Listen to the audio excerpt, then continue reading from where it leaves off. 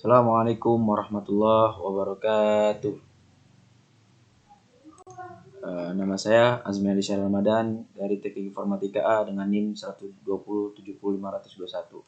Di sini saya akan menjelaskan tentang concluding sentence. Apa itu concluding sentence? Macam-macam concluding sentence. Lalu tata cara pembuatan concluding sentence.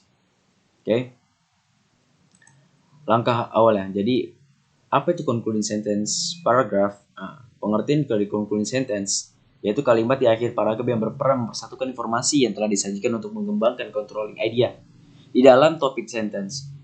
Yang dapat dilakukan ke topik sentence untuk mempersatukan informasi tersebut antara lain mengikhtisarkan poin-poin yang telah dikembangkan oleh supporting sentence, mengemukakan kembali kata atau frasa atau sinonimnya dari topik sentence, memberikan final observation tentang controlling idea, membuat prediksi berdasarkan detail suatu paragraf.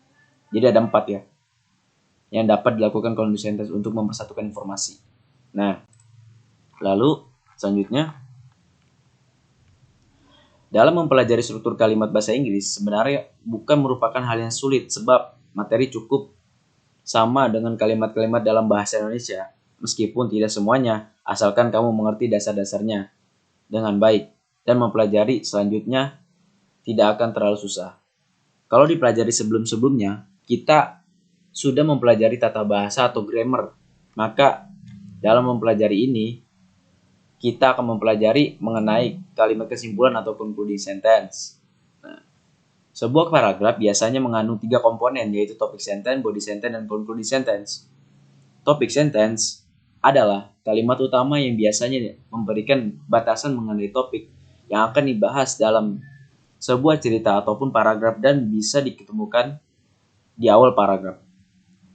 Fungsi penulisan topik sentence di awal kalimat guna membuat pembaca mengerti hal yang akan diceritakan. Selain itu untuk memastikan agar penulis sendiri tidak melenceng dari topik yang ingin diceritakan.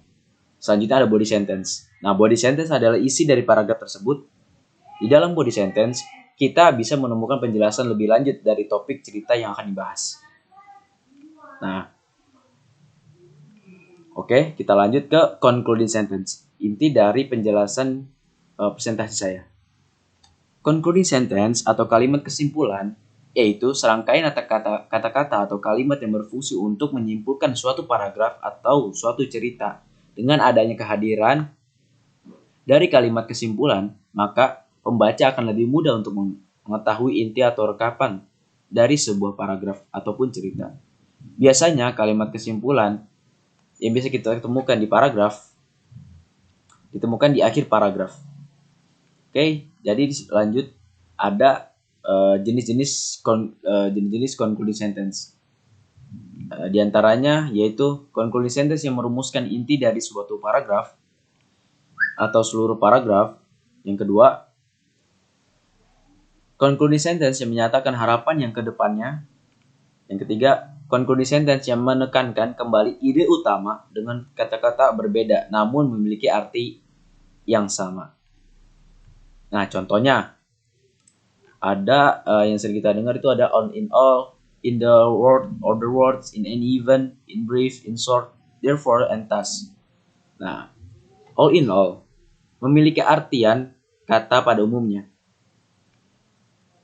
Contohnya kalau misalnya di all in all itu ada everyone knows that we should stop when the traffic light so red, while we can only go on when the traffic light so green. Yang artinya all in all itu adalah pada umumnya. Pada umumnya, semua orang mengetahui bahwa kita harus berhenti pada saat lampu lalu lintas berwarna merah.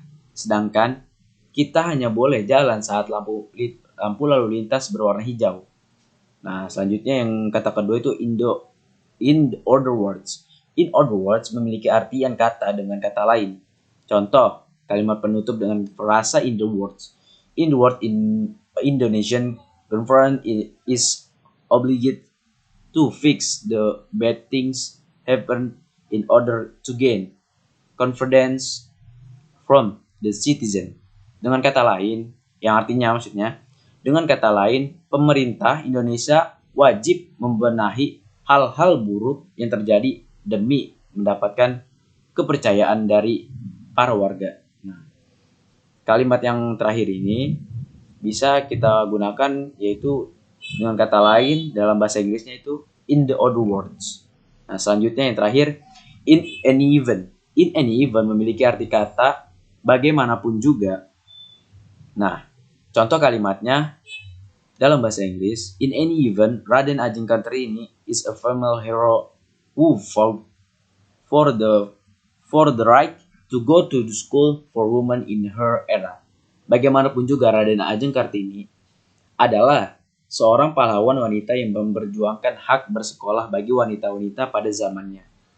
Nah, jadi itu salah satu penjelasan dari kata-kata transisi word atau transition word yang sering kita temui di paragraf-paragraf akhir.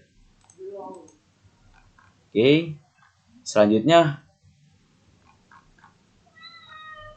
cara membuat concluding sentence. Nah, cara membuat concluding sentence itu ada 4. Yang pertama, kita harus menyatakan kembali ide pokok yang terdapat di dalam paragraf. Misalnya, jika paragraf itu mengenai pentingnya berkendara dengan aman, jangan tiba-tiba menulis tentang indahnya persaudaraan. Tentu saja ini menimbulkan ketidaksukaan dan membuat pembaca bingung. Yang kedua, pada dasarnya, concluding sentence ini adalah rangkuman atau intisari dari sebuah paragraf.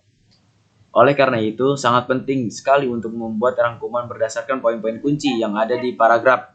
Misalnya di suatu paragraf, poin-poinnya pentingnya adalah mengenai siapa itu jomblo, apa yang jomblo sukai, kapan jomblo, doa, minta hujan, dan lain sebagainya. Maka di concluding sentence haruslah berisi tentang poin-poin yang mengenai jomblo, bukan kata yang lain. Oke?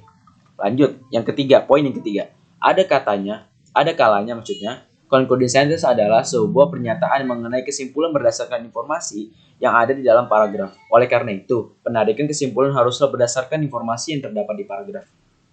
Misalnya, jika kita menemukan poin-poin informasi seperti dia cuek sama aku, dia jarang balas chat sama aku, dia cuma read chat aku, dia nggak pernah kasih kabar, dan lain sebagainya, maka dapat disimpulkan bahwa dia sudah tidak sayang lagi ke aku, atau mungkin dia lelah gitu.